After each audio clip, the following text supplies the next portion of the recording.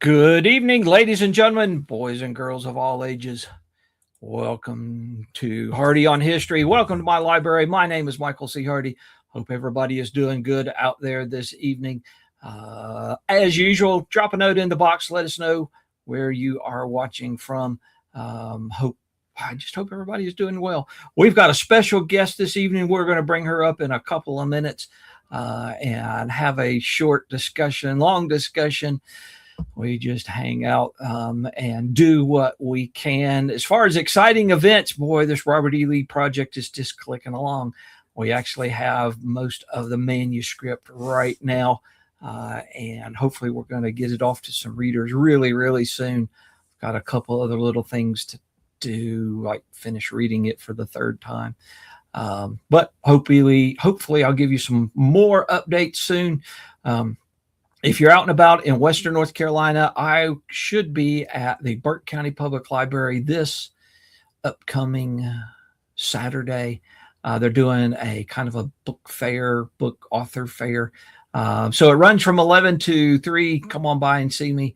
And then the first Monday night in March, I will be at the Atlanta Civil War Roundtable. So I am really, really looking forward to hanging out with folks, talking to folks, chatting with folks, all of those good things. Would like to say good evening to Niels and Robert out in Arizona and our Australian friend from down under. It's probably still summer there. Our friend Jason Boshears, Al, Mark, Bonnie over in Temperance, David Pope over toward Knoxville, Ryan in Alabama, Clint from Steele, Alabama. Hope everybody's doing really, really good. Those are my announcements, about the Lee Project and being in Morganton this upcoming Saturday and being in Atlanta, the first Monday in March. So hopefully you can come out and join me a few of those other places. I don't have any other updates about the Revolutionary War Project, except it's been turned in. Don't have any more updates about the Plymouth Project, except that it's gathering dust on the shelf of an editor. So that's all I got. There's our friend Jason Lloyd and Bobby Joe Goodson. From Arkansas, Jason from up around Winchester. Hope everybody's doing really well tonight. We have a special guest this evening. I know it has been a while since we have had special guests, and I should be like having special guests all winter long because I don't really go anyplace. But would like to welcome Laura Elliott to the library. I know we're not sitting here actually together in the library. I've mentioned that to a couple of other people in the past, like John Gus. I'm like, John, just come over sometime and just sit with me. I don't know if he's scared by it or whatever. But Laura, it is so good to see you this evening. Hi, Michael. Thanks so much for having me, and thanks for the invitation. I'm sorry I'm not in the library. No, that's okay. We would sit down here for hours and hours and hours, and it's a lot of fun but virtually, I guess you are in the library because yes, I am. I sit and there you are. And so, hey, it's really, really cool. Laura, you are one of the administrators over at Civil War Talk. If y'all are not members of that, I encourage you to go check it out. I go over there and hang out from time to time and try and answer questions. But on a lot of Wednesday nights, you can join Laura on Civil War Talk on their Zoom sessions. They had Chris Hartley last week, who's got the new D.H. Hill biography, which I've actually already read. I was one of Chris's readers. And then this upcoming Wednesday night, you've got the person who wrote the book on Point Lookout. Yes, Bob Krickenberger. And he has 40 years of research in this specific topic of Point Lookout. And so he'll be with us to talk about the brand new book that's just released from Savas Beatty, and we're really looking forward to having him.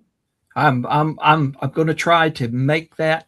I had a great uncle who was captured on April 4th, 1865, that wound up at Point Lookout for a month and a half or so.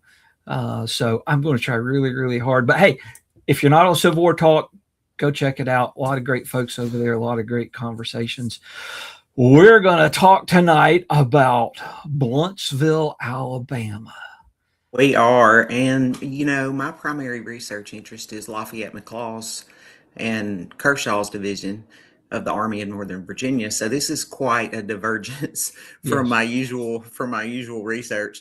But I live near Gadsden, Alabama, and I've always been interested in Straits Raid and done a little bit of research on it. But as they came towards Gadsden, Strait pursued by Forrest, they came through Blountsville, Alabama. The citizens were there in town having a May Day celebration. It was May the 1st. And so the children were dancing around with the pole and the ribbons and the whole thing. And Abel D. Strait's Mule Brigade came riding into town. Now, Strait didn't really have any intent to do a lot of damage in Blountsville. In fact, he was busily engaged in burning his own wagons, and he decided that the wagons were slowing down his progress. So he stopped on the square in Blountsville. If you ever come to Blountsville, you won't know where the square is because it's not there anymore. But he did stop there on the square, unloaded a lot of supplies and materials that he had, and packed them on mules. And the mules couldn't carry all of what was there, of course. So they set the wagons on fire and burned them in the square, all but one. That they kept with them. But while that was happening, Forrest wasn't anywhere around yet. He hadn't arrived in Blountsville yet. But so they came right through the town, and my main interest in the past has always been the battle, the Straits Raid, the campaign, I guess you'd call it, and not so much the town of Blountsville. But I have ancestors who lived in Blountsville. My great-great-grandfather was a merchant, and his name was Robert Bartley Montgomery. And I've always wondered about his sympathies and his leanings and that kind of thing. He was a merchant there on the square. And a couple of years ago, I was scanning some resources, and I ran across some merchant script notes, obsolete notes.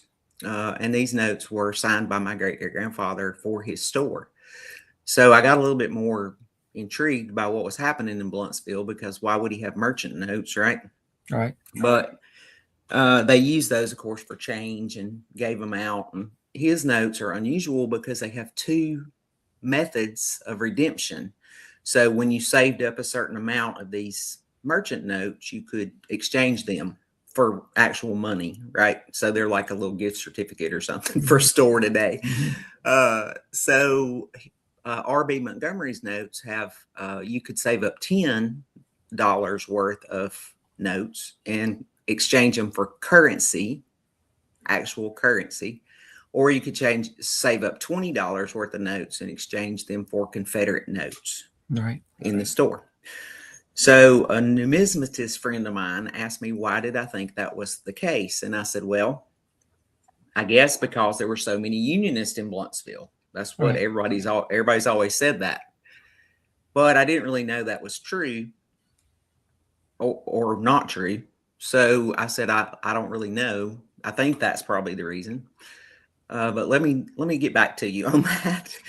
So I started to do this research to find out what were the citizens, the civilians there in Blountsville, what was their involvement, who were they supporting?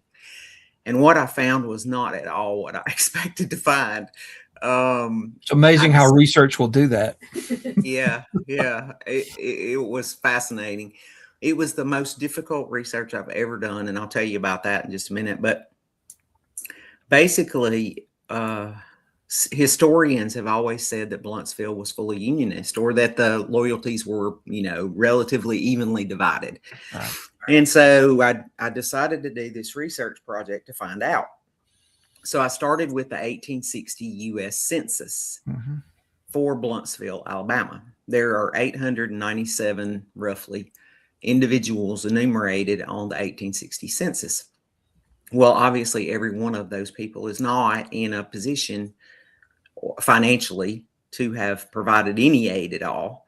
But then, there are occupations that might have, even if they weren't wealthy, a shoemaker, a tailor, a saddle maker, a gunsmith, any of those kinds of things. So I went through the census one by one, name by name, and I located 70 families, 70 heads of household who either had a combined personal and real estate property of $1,000. And I figured that was a reasonable cutoff. So that's where I cut it off. And then I also added all those other occupations I was telling you about, blacksmiths and doctors and anybody who might have done something to aid either side. Right. So, like I said, there were 70 households in Blountsville, but I also added Summit, which is a nearby little town. A lot of the merchants in Blountsville lived in Summit, but they operated their stores or businesses in Blountsville. So 58 households in Summit met the criteria. So I was working with 128 households. So I entered all those in a spreadsheet. And then I went to the Confederate Citizen Files, which I don't know if folks here are familiar with those or what's in them, but basically they are receipts and vouchers that were issued by the Confederate government. If they took your cow or mule or something, they would issue a voucher. But if you sold stuff to them, let's say you had, 80 bushels of corn and you were willing to sell it, they needed corn and you were willing to sell it, then they would issue you a receipt and you would be paid for it. And there's no index. It is it is the worst set of documents I have ever. You just have to have a name and go through it and try and figure out how they spelled it. Yes, because there are so many different options of ways to spell things. William L. Lewis, we'll use him as an example. There's a picture of him right there. William L. Lewis, W.L. Lewis, William Lewis, W.M., the abbreviation, W.M.L. Lewis, W.M. Lewis with no L. There's millions of them. Well, there's not really millions, but you get the idea. Yep. You got William Lewis living in Atlanta, you got William Lewis living in Vicksburg, and you got William Lewis living in Virginia, and none of them are the William Lewis that I need who is in Blountsville. So you have to go through those Yes, very tedious, Clint. Absolutely. So I went through all those files, name by name, those 128 heads of household that I had identified, name by name, found the correct way it was spelled, and looked for documents that either where it showed the place was Blountsville or Blount County or something like that, or Summit. Recorded all that information, the date, what they sold, the amounts and all that, so that I could get some data that would be comparable, shareable, so I could create percentages and those kind of things of what each type was. So I categorized them for reporting purposes. I also searched the union damage claims, those files, and they are indexed by state and county. And since there were only 5 successful ones in Blount County, that was a cakewalk compared to the other work.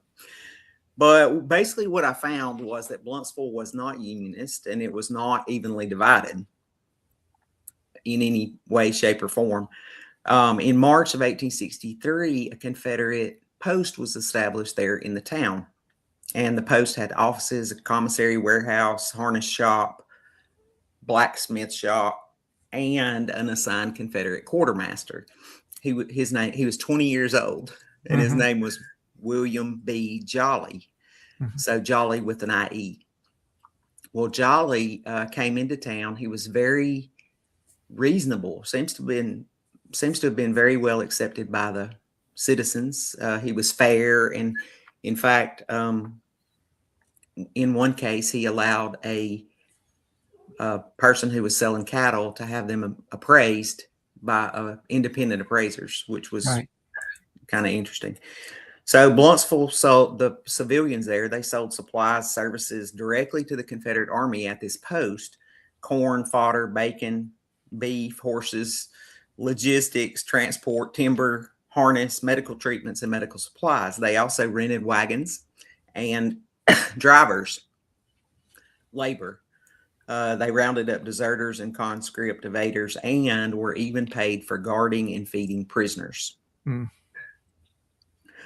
The most ironic, I guess, example, there was a guy in town named Thomas Nations, and he's pretty famous, I guess, there in Blountsville because his house survived until the 80s when it was destroyed by a tornado. So up until then, it was the oldest house in town that was still in its original location, hadn't been moved.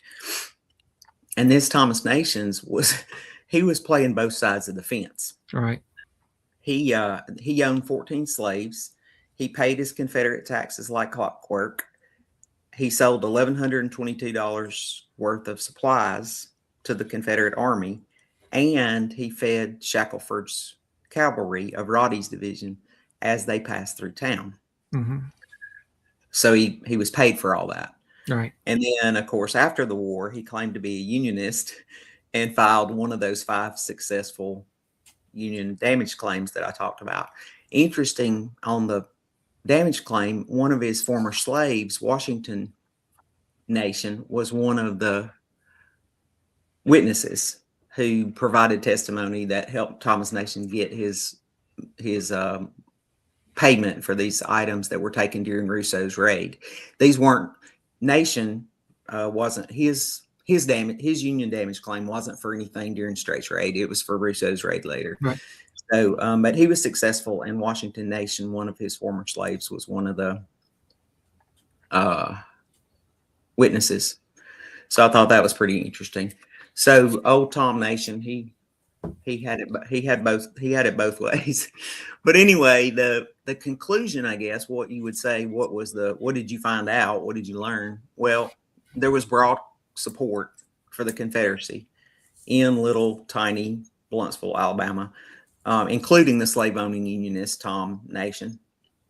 And the civilians there provided essential items to the local Confederate post, where Jolly was the quartermaster, and also to those passing Confederate cavalry companies that passed through town. Goods and services sold on credit and paid, documented in these files, Confederate citizen files, totaled $11,740 for the ones that I was able to find. Let's put it that way. It's not comprehensive, I'm sure. Receipts and vouchers handed out by the quartermaster when he ran out of cash. So those receipts and vouchers are what winds up in the Confederate citizen file. There may have been other transactions where Jolly had cash on hand and paid, recorded it in his journal and paid in cash that we don't know about. But if you think about $11,740 in a little town of 70 households of means, of some kind of means, then that would equal $300,000 to $350,000 in today's money. And of course, the real amount, the total amount, including transactions that weren't recorded in the files, is probably much more.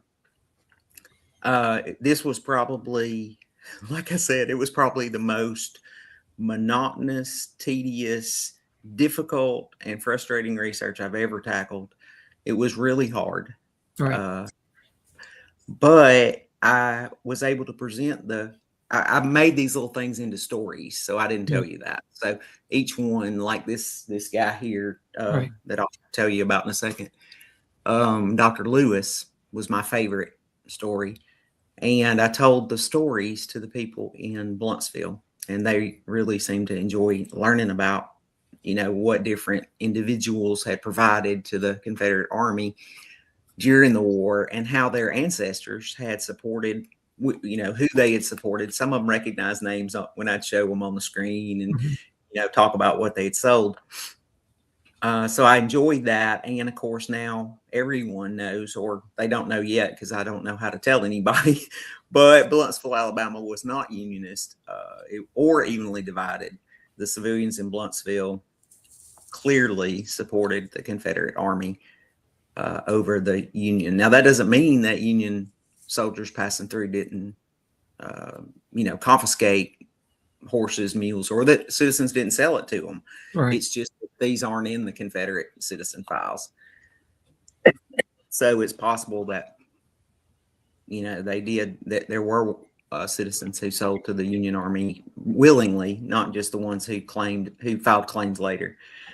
The most surprising thing that I didn't expect to find, the most surprising thing, my ancestor, Robert Bartley Montgomery, was not the wealthiest man in town by any means. There was lots of people whose wealth exceeded his, including the Unionist Tom Nation. But my grandfather, my 2 times great grandfather, supplied the receipts and vouchers in his Confederate citizen file total $3,185.45. That's 27% of all the support provided by Blountsville civilians, at least what's documented in the citizen files. Right. So that was probably the most surprising thing. I didn't expect to find that. It's amazing how we have these accepted stories, and so many times those accepted stories don't, once you start researching them, don't actually turn out to be necessarily true. Many years ago, I set out to look at both Watauga County and the Toe River Valley where I live, which were supposedly big Unionist areas. And I took my research slightly different way. I started with the 1860 census. I took out every male that was between like 10 and 60, because some of the younger and the older wound up in the Home Guard. And created a spreadsheet and went from there. And I even in the spreadsheet kept them where they were on the census, which, that allowed me to see patterns on the military side, like who enlisted when, who deserted when, who lived next door to who. And that's right. And so did they go in the same company? Yep. Who's in the same company, who deserted and joined the Union later on. And I've managed to turn it into one book so far about Watauga County in the war, and the Toe River book, Toe River in the War, Civil War book is out there someplace. I wrote like 4 chapters of it during COVID and decided I wanted to go to DC to do more research in the Union pension records. And I've been twice now, and I still don't have everything looked at yet. So we'll get there. But it's amazing when you do those deep dives, what you find that sometimes contradicts what the accepted story is. Absolutely. This was what I'd call a deep dive. On one of the stories, I used 16 sources to compile the story of this guy. The one I was going to tell you about, Lewis. Dr. Lewis was a 47-year-old physician living in Blountsville. Every other physician, there were 4 others, but they were all, military age. Right. So he was exempt from service because he was 47. And so he went to, his name's William L. Lewis. And he evidently, we don't know exactly when, but on May 1st, I assume somebody told him there's a lot of wounded guys back there at Days Gap. Mm-hmm. And we've paroled them and left their surgeons, there with them. And Spencer, Dr. Spencer and Dr. King from the 83rd and 51st Indiana were left behind with the wounded. Well, Dr. Spencer's diary tells us some of the houses, some of the homes where the wounded were left. And occasionally he makes mention of the number that he sent to each place and that kind of thing. Well, the ramifications of this kind of research, what I'm finding, first of all, it can be replicated anywhere. You could do this in any little town or big town if you wanted to, city. It'd be terrible. I'd hate to do it in the city, but but in a small town, it's not so bad. So I just started looking at other records. But when I was going through these, I found Dr. Lewis's file. And Dr. Lewis, evidently on May 1st, found out that there were wounded left back at Days Gap, that the surgeons had been paroled and were going to leave. And so Dr. Lewis got in his wagon and drove. It's about 30-something miles back to Days Gap. Drove over, hills and vales and whatnot. It's not smooth sailing by any means. And he went back there to Days Gap, and he loaded up 4 Indianans who were wounded at Days Gap, brought them back to Blountsville in a wagon after they had been, all of them were basically mortally wounded. So these are straights dead that are left at Days Gap. And they're not dead yet. But Lewis goes back there and evidently helps the ladies figure out what to do with the ones that they have in their houses and so forth. And then he loads up these 4 gravely, dangerously wounded men.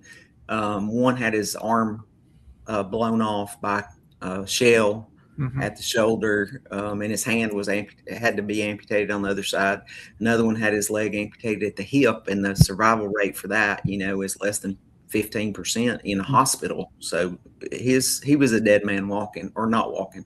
He had one leg, but and another guy had a really terrible wound all the way through that hit wrong side, hit him in the lung.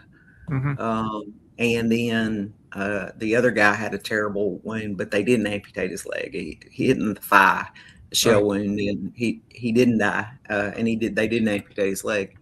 So Dr. Lewis loads all 4 of them up in his wagon. I guess they were the worst of the ones that he thought would live.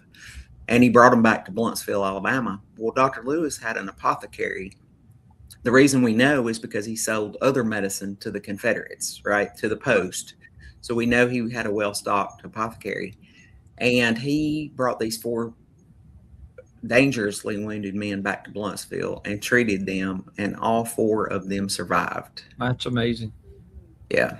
He used some medical treatment that hadn't been invented yet, something called gentian violet, or some kind of a similar solution that he had invented there in his laboratory, which was, so it was cutting edge, but he also used red precipitate. It's mercuric oxide ointment. So he used that. It has grit in it from the mercury. So a red ointment that has grit in it. He used that on their wounds, and that would have been a debriding agent. And then he added this gentian violet solution that he invented to wash the wounds off afterward. So between the two medicines, something that was old and fixing to be phased out, and something that was brand new and hadn't even really been invented yet, he saved all 4 of those. That's amazing, really amazing. And it's amazing you were able to dig that part of the story out, because so many times we don't get that. Red precipitate ointment. Isn't that awful? Of course, it's not real. I mean, it's a recreated, safe version. It has no mercury in it. Right. I just made it for a prop. But anyway, yeah. So Dr. Lewis is probably my favorite story. I like Civil War medicine anyway. My great-great-grandfather on the other side was a surgeon. So reading about that was just fascinating, and digging out all the little pieces and parts that made the story. Lewis wound up moving to Texas in 1870, and he died there. So he's not buried in Blountsville. If he was, he deserves a monument, because he sure was did all he could to save those boys' lives. And so did local people know that story? No, nobody knows about it. Nobody's ever heard of it. The other thing I found, I told you, like the ramifications of what could be found in these records. Well, after I finished this project, I went and started looking at the Union damage claims that had been rejected. And there was a whole group of women and men too, people in and around Days Gap, a little place called Basham Gap in Morgan County. Morgan County. So before they got to Days Gap, they passed through this little community called Basham Gap. And then they got to the Day Farm, and then the battle happened, right? So this is 4 miles back from where the battle happened. So all these people filed these union damage claims after the war, and they were all rejected, or most of them were rejected. And yeah, Jason, maybe a book about Blountsville, I don't know. So these union damage claims that were rejected, these women listed the names of the soldiers that were treated at their houses on their damage claims. And so just as an example, I'm gonna have to switch over to look at this real quick so I can tell you the right name. One of them, the lady's name is Lucinda H. Davis, and she filed a damage claim or a reimbursement claim asking for reimbursement.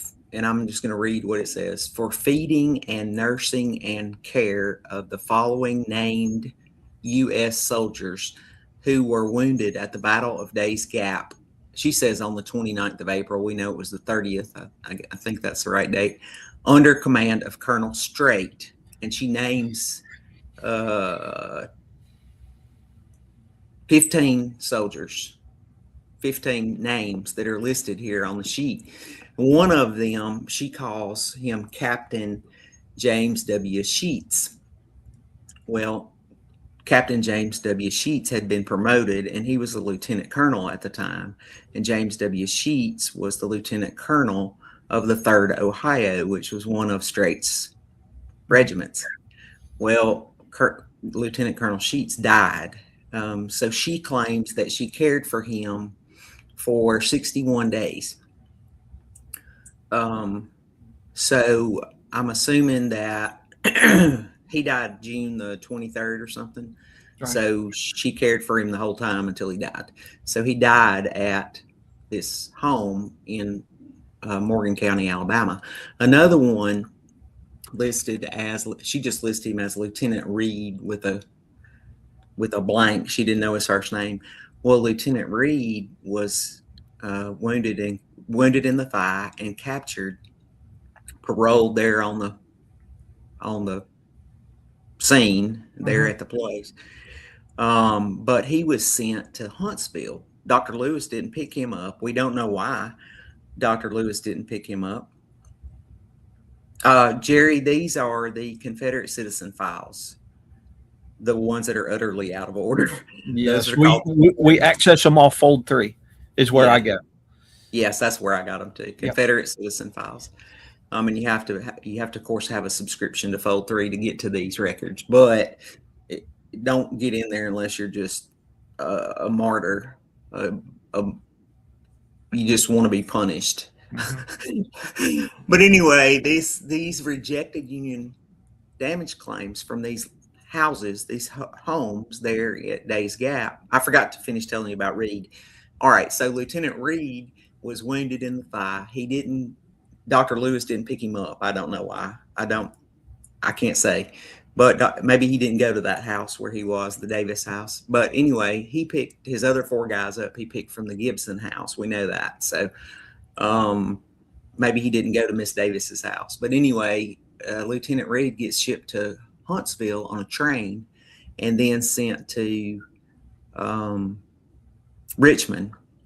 And he winds up in Libby prison, I believe. Anyway, he died. He had a terrible situation. It was not good because he was sent on he wasn't cared for in the homes there, and Dr. Lewis didn't pick him up. So he had a bad situation. But she only cared for him 7 days. Miss Davis only cared for him 7 days before he was shipped to Huntsville to get on the train to go to Richmond. And so people think, everything that I've read says that he was denied medical treatment and that he suffered for many, many days before he had any. And of course, his situation was no worse than the other wounded. Right. Who there were no hospitals, there were no ambulances. Strait didn't bring any ambulances with him. and there were no hospitals in this part of Alabama for them to be sent to. Mm-hmm. So citizen homes was the best option there was. And these 4 who got picked up by Dr. Lewis, probably, think about it. First of all, you've had these terrible wounds. Then you've had your own surgeons do these operations, and send you to private homes. You've had to be shipped 4 miles back to get to the private homes. You've laid there for a day or two while Dr. Lewis gets his horse and mules and wagon over the mountains to get there. And some country doctor picks you up. And then he carries you 35 miles back to Blountsville. You got to be thinking this is the worst thing ever. They had no idea. They had no way to know that Dr. Lewis was a genius and a hero. And I don't know if they ever knew. I don't know if those 4 men ever knew that his combination of care is what kept them. They should have died. All 4 of them statistically should have died.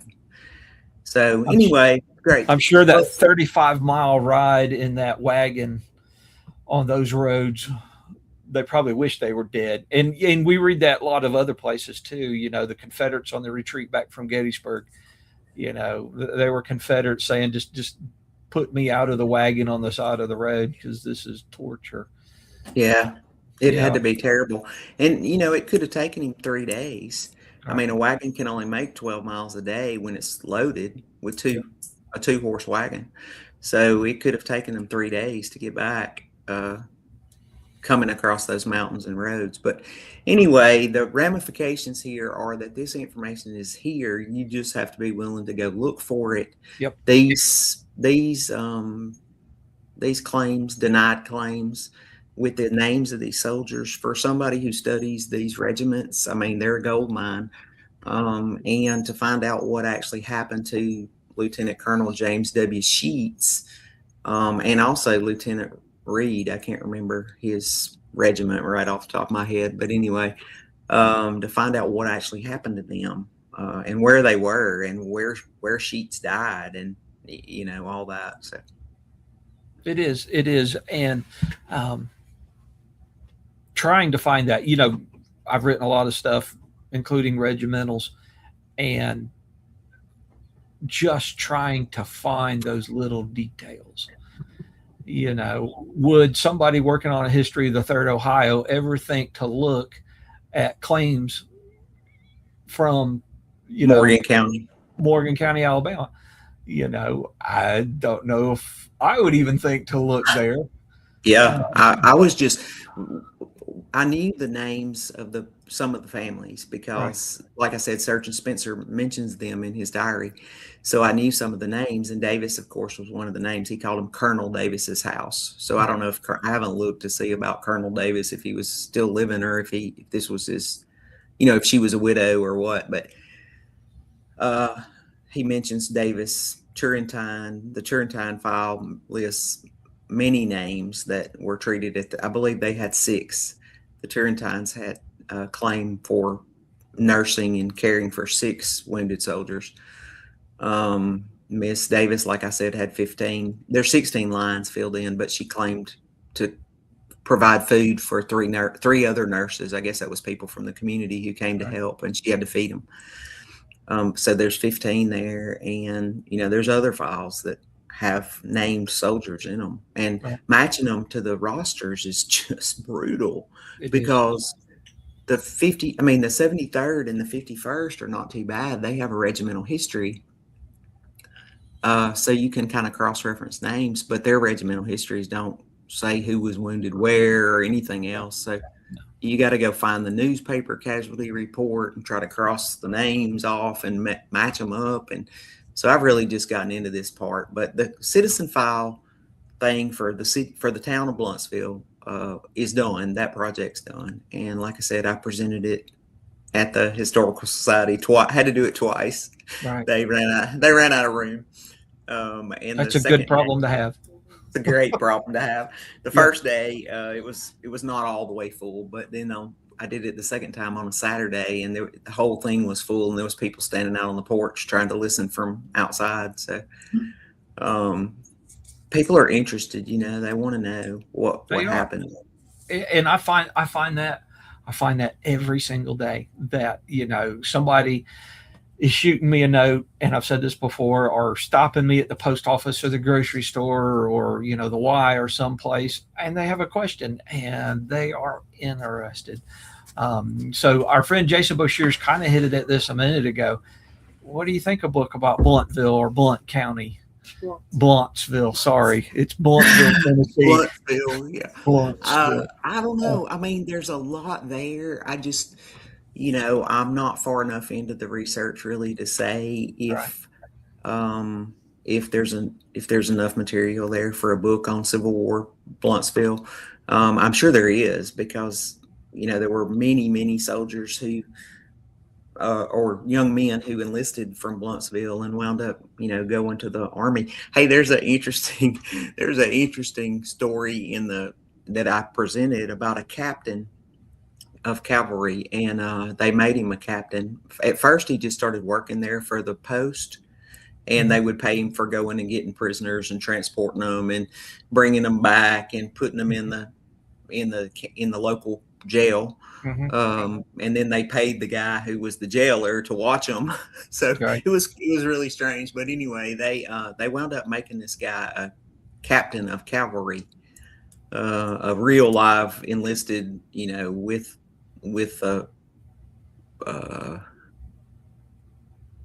soldier payments, so he has a file, a soldier file.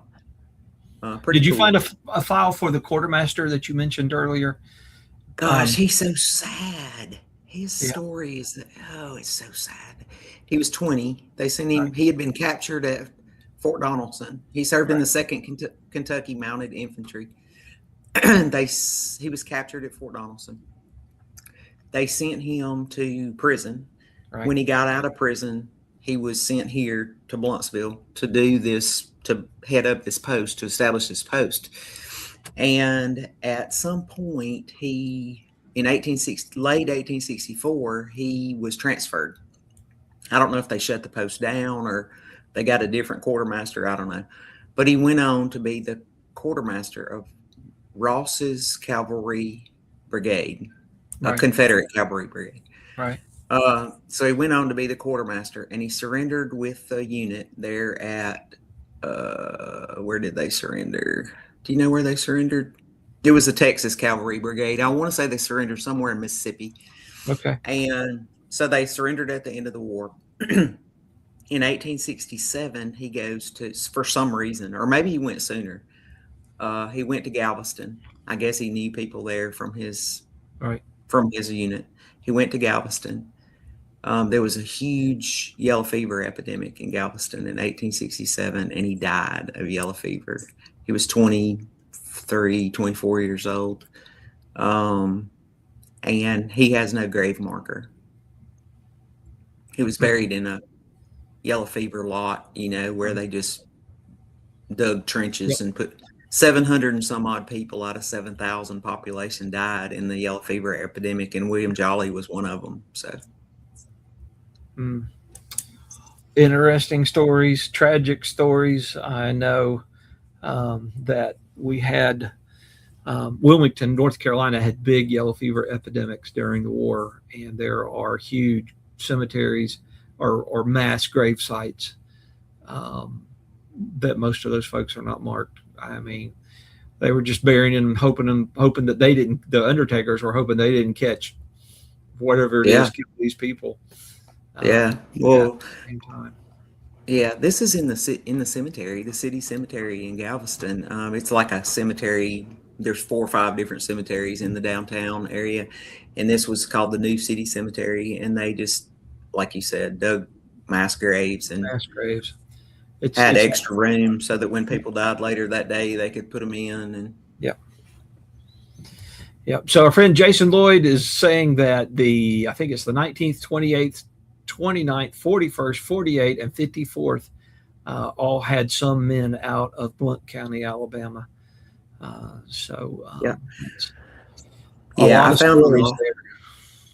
found several from the 48 that were in the stories that I told. One guy that they thought had deserted, and he was sent home from the hospital, and furloughed, but he overstayed his furlough, so he was marked AWOL. Well, I think I talked about him a couple of weeks ago. He wrote a little book after the war. No, this guy didn't write anything after the war. He died. Okay. He came home and he sold some stuff to the Confederate Army, so we know he was in Blountsville. We know he came home. He returned voluntarily to the Army, and a few months later died at Williamsburg, in a Confederate hospital. Yeah, different story. Really there sad. Was a little book I read the other day from a guy, I think in the 48th Alabama, who served honorably up until October of 64. And then he got a furlough to go back home and never returned to his regiment, but then turned around and wrote a history of his regiment, which I don't really know, with all the stuff I've read over the years of the deserter writing the history of the regiment, but I'm sure there's another story out there like that someplace. Yeah. Whoever that is, what was the 48th Alabama at Knoxville? Is he the one that wrote the article? There's an article in the news. No, they were A and V, almost the entire. I know, but didn't they fight in front of Knoxville with Longstreet's guys? Yeah. Actually, I think they did. Yeah. So he wrote an article in the news that I found in the newspaper about it that talks about somebody from the 3rd Michigan. I can't remember the guy's name anyway, it's a long story. I won't tell it. It's pretty interesting. This guy's name was John D. Taylor.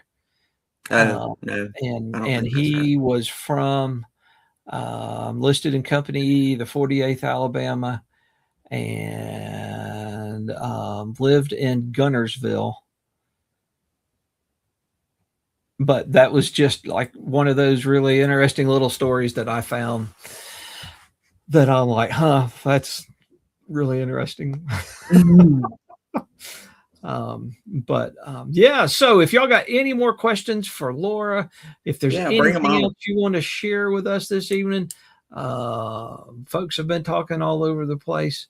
I actually bought another book on the 48th Alabama the other day, but I've not read it yet. It's a newer regimental that was published.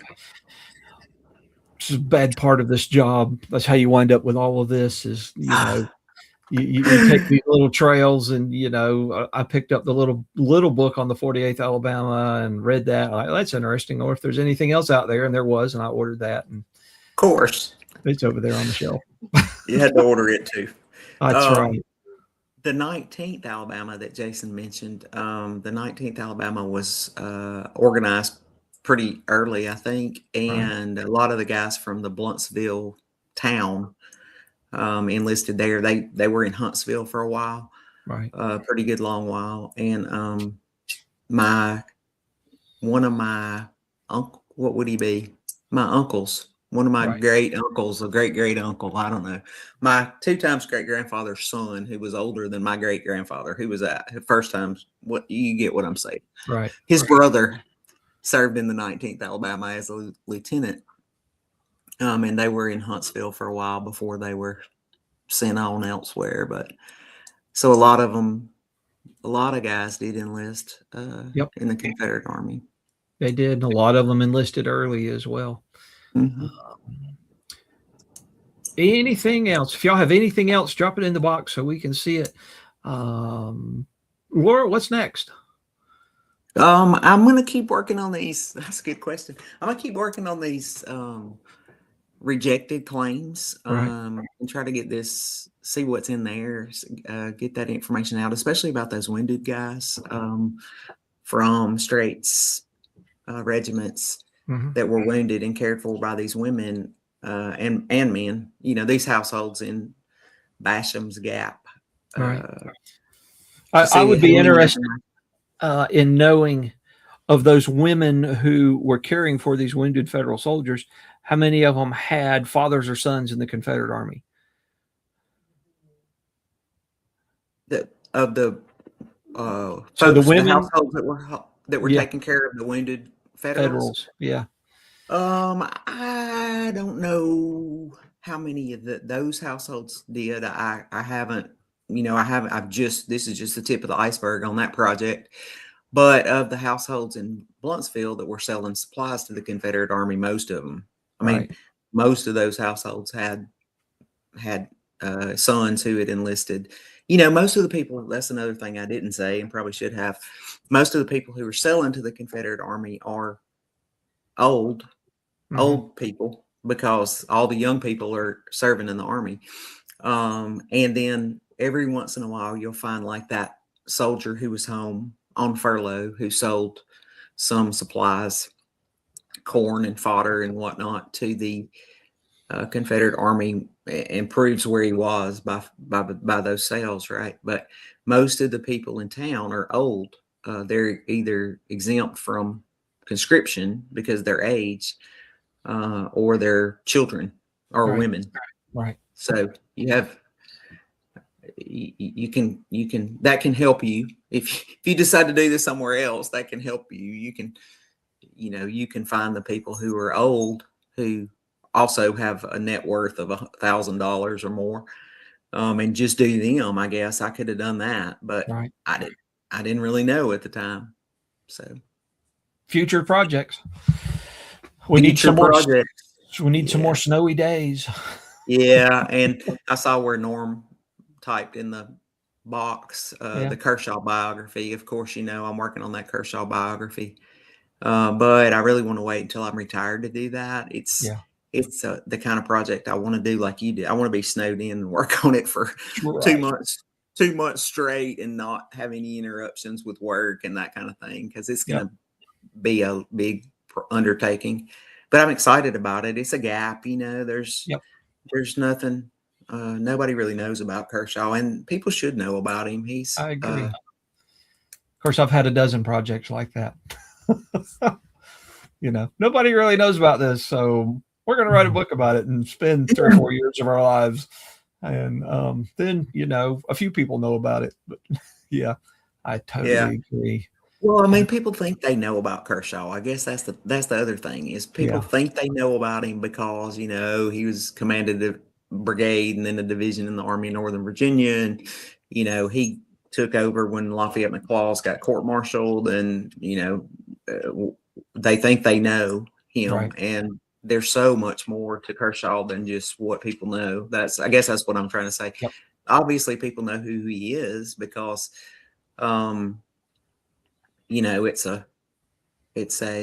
he's as well known. I guess the name is well known of any of, well, that doesn't say much, of any of McLaw's division commanders. Yep. I mean, if you've got, the brigades aren't really that well known. So you've got, besides Barksdale, so, but Barksdale and Kershaw, I guess, are as well known as any. And then you've got, Wofford and Sims, and neither of those nobody knows anything about either of those. So I've got a lot of work ahead of me. I'd like to write a division history, on McLaw's, Kershaw's division. It's another project. But I've got a lot, I've got a lot of the research done on that. I can't do it while I'm working. I understand. And I've not tackled the division history yet, but maybe one day. Yeah.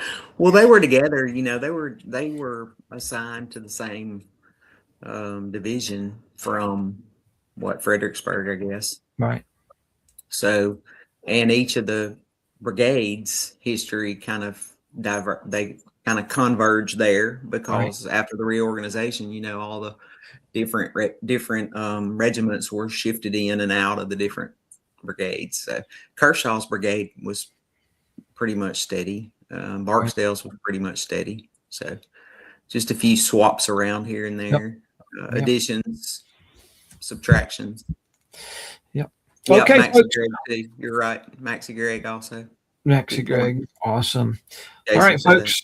I think that's going to wrap it up for us this evening. Laura, thank you so much.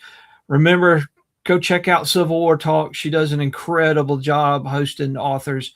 And looking forward to that Point Lookout book. Y'all need to read the D.H. Hill book, Chris Hartley's D.H. Hill book. Talk about a figure you probably really don't know. D.H. Hill is one of them. And Yeah, he did it. Chris did a fantastic job he was our guest last yeah, Wednesday to talk about the book, and he did a fantastic job. You can tell that he is just, he knows it all. There's not a single question you can pose that he doesn't know the answer to. So I was pretty impressed. Yep. Great folks. Great folks. All right, Laura, thank you so much for joining us. Thanks We're going to sign off. And as usual, just keep researching, digging, sharing that history. That's what it's all about, is getting out and telling these little stories and making sure that history is preserved. Thanks so much, everybody, for joining us. Y'all have a great week, and God bless. Thanks so much for having me.